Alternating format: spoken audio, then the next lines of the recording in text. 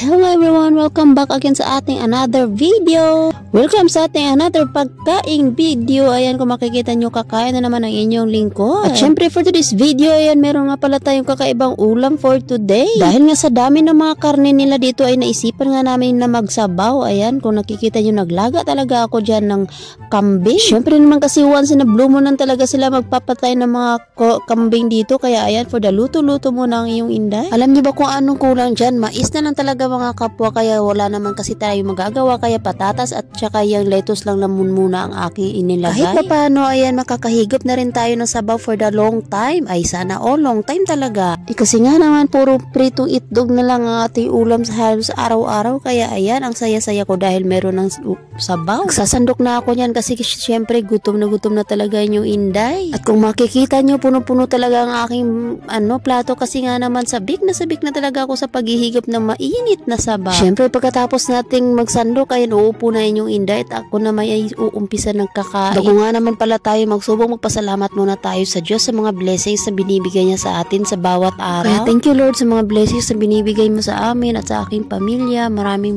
salamat po. Makikita nyo, mag-isa lang naman kasi akong kumain, kaya ayan, maghinay-hinay lang naman ako kasi wala akong kaagaw. Ay sana ayan, napaparami talaga ang ating rice kasi nga masarap ang ating ulam for today. Ay thank you Lord. Sobrang sarap nga talaga ng aking paggaluto kasi sobrang lambot talaga ng karne. Biruin mo ba naman, almost 3 hours ko siya nilaga. Ay nako amo, pasensya na sa gas mo, mauubos talaga kaagad. Paminsan-minsan lang naman ako maglalaga mga idol, kaya yun, pagbigyan na sana ako ni amo, sana wag niya ako pagalitan. Ay hindi po siya ganon. Sana po lahat ng mga nakakapanood dito ay nakakain na rin na inyong tanghalian. Pagpasensyahan niyo muna ako kasi puro kain na lang talaga ang aking mga video. Ay nako, ayan, wari ko, sarap na sarap talaga ako sa aking pagkain. Ayan, feel ko talaga ang food. Ay naku, napakasarap kung alam nyo lang. Alam nyo ba ang feeling ko dyan na mauubos ko talaga ang kanin na hinahanda ko? Pero promise, sa totoo lang, paminsan-minsan lang talaga ako nakakakain ng marami kasi wala talaga akong ganang kumain. Kaya ayan, sobrang payat ko. Hindi ko nga alam paano kaya ang gagawin ko para tumaba ako. Kumakain naman po talaga ako, pero ngayon nga lang,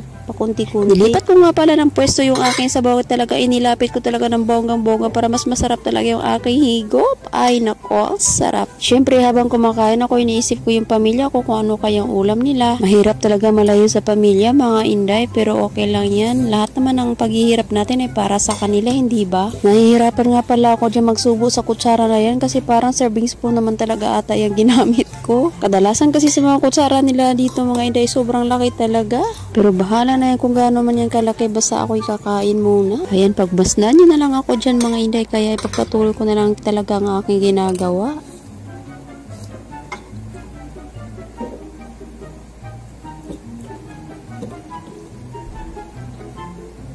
Ayan, napalaki na nga talaga ang aking subo kasi nga nagmamadali na ako yan at ako'y natawag na ng kamahalan. Ay sige inday, kaya mo yan, tuloy mo lang. Ay nako, huwag ka lang mabulunan.